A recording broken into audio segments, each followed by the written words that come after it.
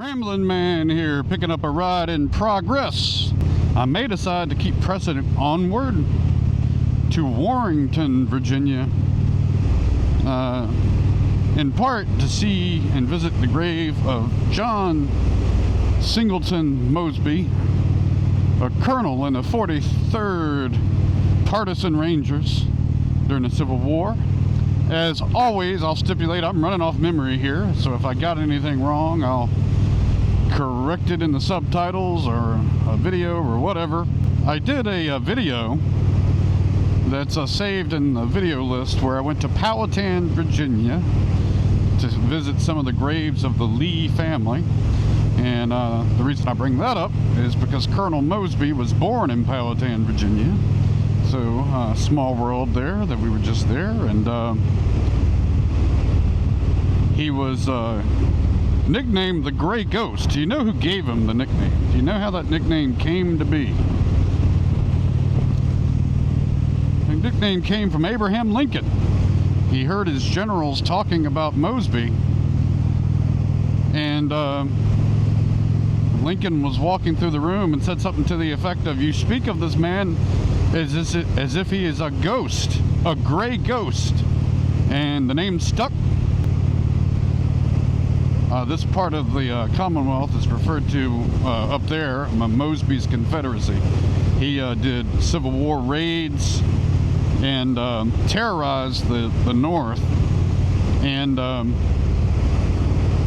one of my favorite raids was at Fairfax County Courthouse. I'm not sure I'm going to go all the way up there today, but he broke through the Union lines with his men in the dark of night to a general's house where he was staying, knocked on the door. They had no choice but to let him in. He went upstairs, smacked the guy's derriere who was sleeping, and whoever this general was, I can't remember his name, Broughton or something like that, jumped up like, "What is this?" And Mosby said, "Do you know Colonel Mosby?" And he said something like, "Yes, have you caught that rascal?" And he said, "No, but he has caught you." And they dressed him up, or allowed him to dress, and they took him hostage out of the lines all the way, got back out, and just this daring, raid, right? They got horses. Now, funny story about that, they got a bunch of men of rank, horses, and some other stuff, and when Lincoln found out about it, he wasn't worried about the brigadier generals. His comment was about the horses. He said, "I can make more generals, I can't make more horses."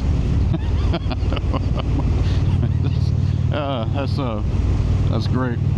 For me, I've thought about if you favor the North or the South when you think about the war. And, for a lot of people from Virginia, which is where the most Civil War battles were fought, you naturally kind of associate and sympathize, if you want to use that word, with the South. And, why is that? Well, it's not because we're slave owners in favor of slavery. And most Civil War soldiers did not own slaves, right? So it's not what they were fighting. Back then, the main topic obviously was slavery.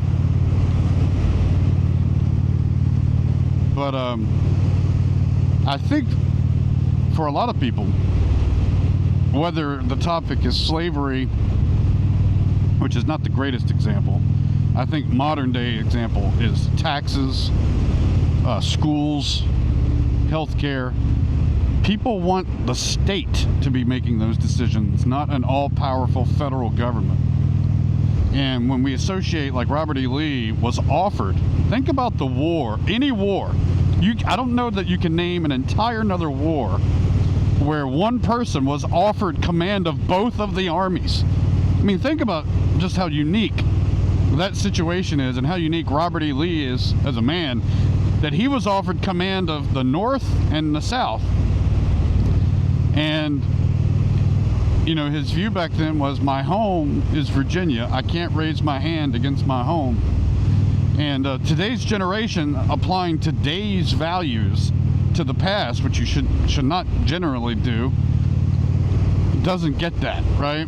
And even today, like I look at Virginia, if you believe in a smaller federal government, you look to your state and then local government to be kind of where everything goes on, and you want as little of it as possible. So I think that's why some people kind of, can associate with the South. Now, then there's the flip view that, no, those were a bunch of terrorists attacking their country, which in part, okay, kind of get that too. If you go back and read Jefferson Davis's autobiography, it's very interesting, just kind of reading through his take on why it was not illegal for them to succeed. I'm not saying I agree with it, I'm just saying it's an interesting read. I think it's a 2-part autobiography. I read both of it years ago. I enjoy studying the personalities and the topics, both North and South. Many years ago, a buddy and I went up to Maine, to Bodwin, to see the Medal of Honor and the house and all that stuff of Joshua Chamberlain. He really got more prominent after the movie Gettysburg, and people were drawn to that. And Chamberlain was at Appomattox, but I visited and was involved in the surrender ceremony. But Chamberlain's a fascinating, personality to study. Hey guys, I'm recording this part from home, and while on this part of the leg of the trip, I had my first mistake I've made with having the microphone work in my new setup. So you didn't capture anything here that I said, so I'm going to try to recreate some of it. I was sharing some of my favorite stories about Mosby and sharing a little bit more about him as we head toward Warrenton, where he was buried. Mosby's one of my favorite guys to study. I have a print of his hanging, a few of them hanging in my house. But Mosby was known for being, this tough, scrappy fighter who wouldn't give an inch. And as one of the humorous stories, there was a story told about how a horse kicked Mosby in the face while he was visiting Charlottesville, Virginia, and he was seriously injured. He was knocked out cold. They thought he might actually be dead, and he was rushed over to the UVA infirmary for treatment. And this doctor, this intern, kind of leaned over the now, semi-conscious Mosby and asked him, "What's your name?" And Mosby, even in a semi-conscious state, remained true to who he was and said, "None of your damn business." Mosby originally went to school to become a lawyer, and the war kind of brought out this aggressive side of him. And he and his rangers would basically do these daring raids and then disappear into the countryside and blend in and hide in plain sight. And, just a guy known as being kind of tough as nails, he reported to Jeb Stuart. Jeb Stuart was his commanding officer. And it was said by Mosby that the only people that were privy to what he would be doing was Jeb Stuart, Robert E. Lee, and himself. That even his own men would basically just be told when and where to meet, and then they would find out, what was going on. Mosby became so wanted and despised by the North that basically orders were given that if any of Mosby's men were captured, they were to be hung on sight immediately, and that's what happened. 6 of Mosby's rangers were executed in this way when they were captured in Front Royal, Virginia. When they hung those individuals, one Yankee pinned a note to one of the bodies that said, "This shall be the fate of all Mosby's men." Well, Mosby didn't take kindly to that, and he responded in a similar way. And he notified General Lee that he would begin to execute Union prisoners. They picked 7 Yankee prisoners in what they considered a death lottery to be executed. And one of those that were chosen was a young drummer boy. And they ended up sparing this kid and they held a second death lottery, and another man ended up taking the drummer boy's place.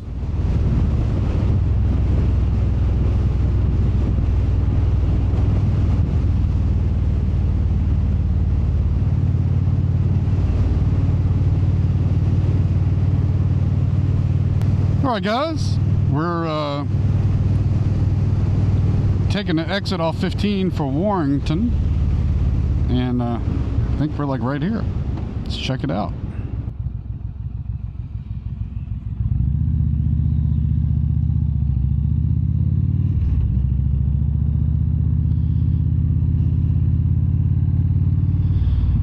I remember a trip with my dad when we stopped and asked directions for this place. You go down the big hill. I think this is the big hill. That was before Google Maps, and you had to stop and ask for directions to places. You go down that big hill.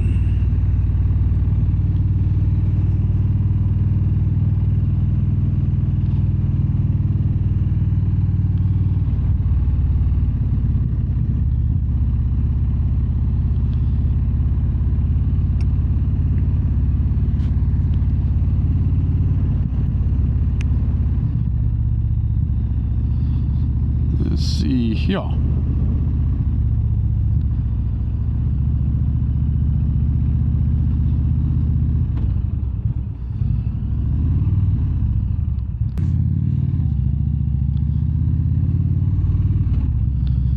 Let's see. So we should be coming up.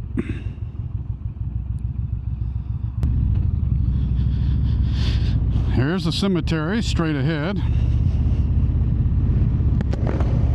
Okay, this is the Warrenton Cemetery that we're going to pull into here. Let's ride a little further up here. See this larger entrance. I believe we can drive in there. They have this taped shut. Let's see. Careful around here.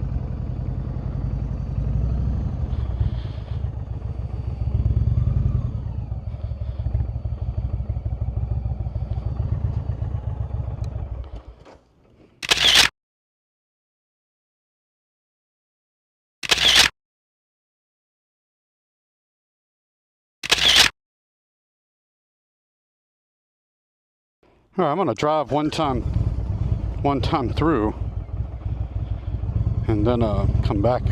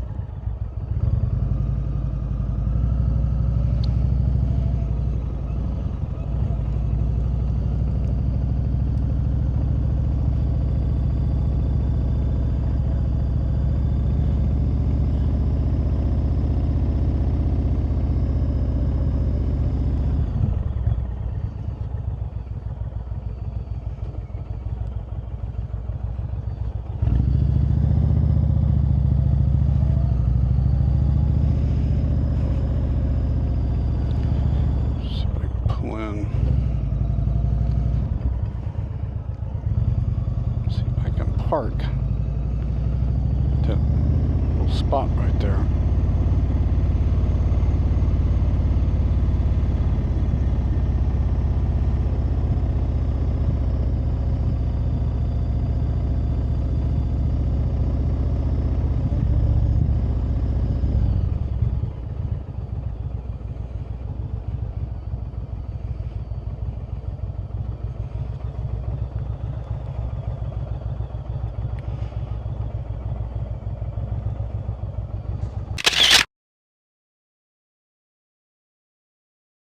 Hey guys, Ramblin' Man, Moto here. We made it to Warrenton Cemetery here in Warrenton, Virginia.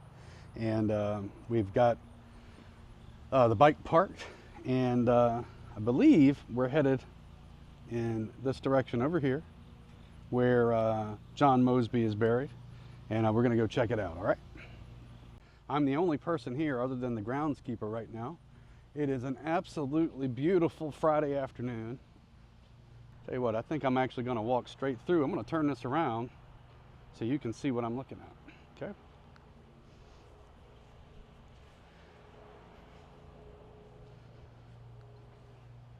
In addition to John Mosby being buried here,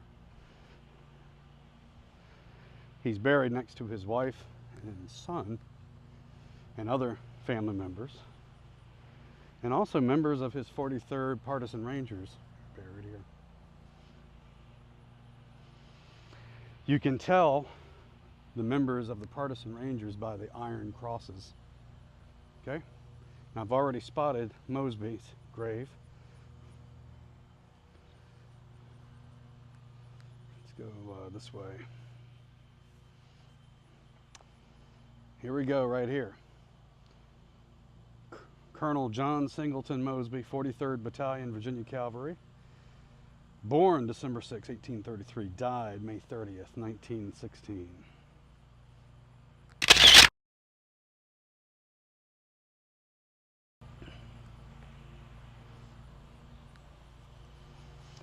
And it's common for people to leave remnants, tokens,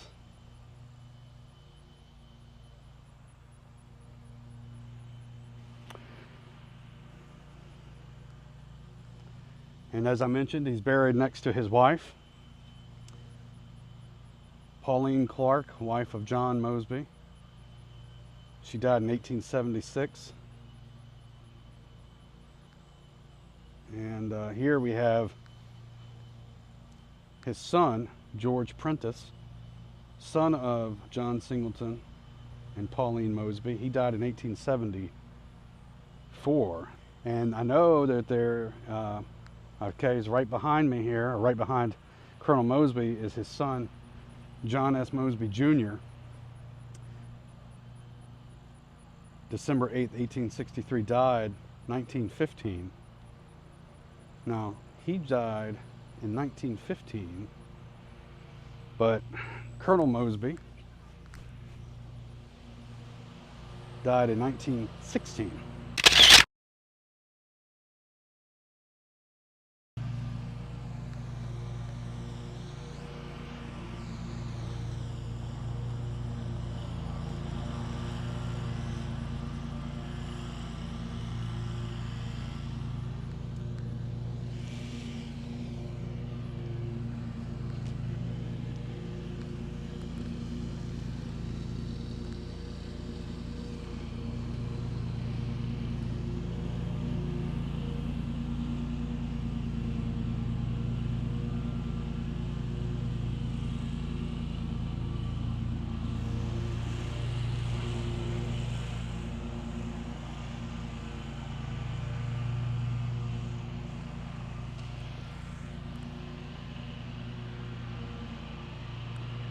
If you can read that, it says, "Here on the soil of Virginia they sleep, as sleeps a hero on his unsurrendered shield."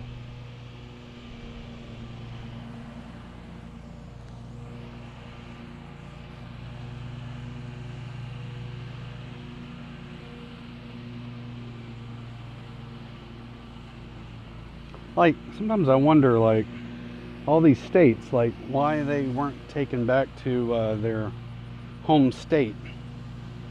It's probably a simple thing I'm overlooking. This says, "Go tell the Southrons we lie here for the rights of their states.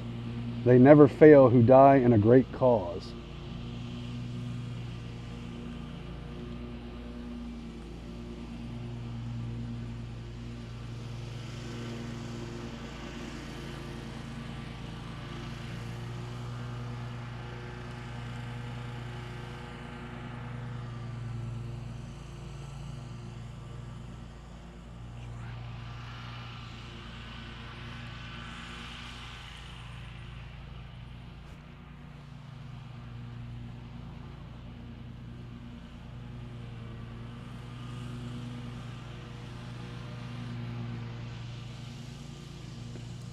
This side says, "God will judge the right."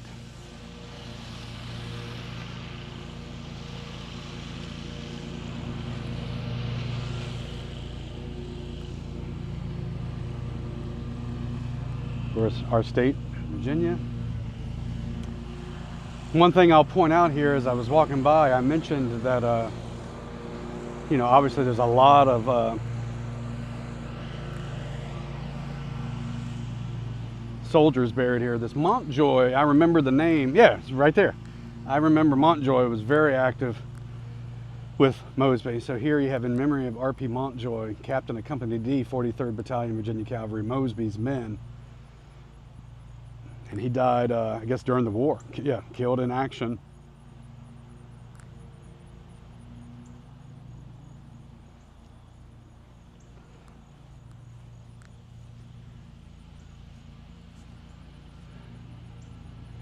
Says his death was a costly sacrifice to victory. He died too early for liberty and his country's cause, but not too early for his own fame. From Colonel Mosby's general order on Captain Montjoy's death, erected by his comrades. And like I was saying on the ride here, to a lot of these guys, when it says to his country, they viewed, I think, Virginia as their country. I'm gonna walk over, check out the back of this monument here.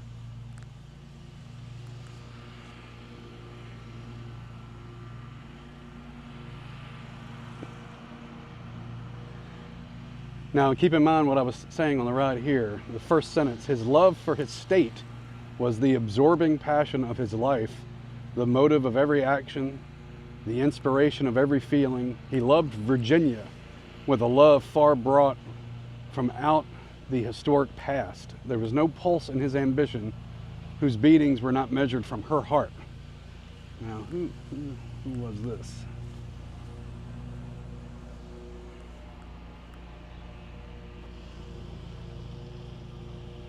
William Fitzhugh Payne. And he died after the war. He entered the Confederate Army as captain of the Black Horse Troop and rose to Brigadier General of the 2nd Brigade of Fitz Lee's division.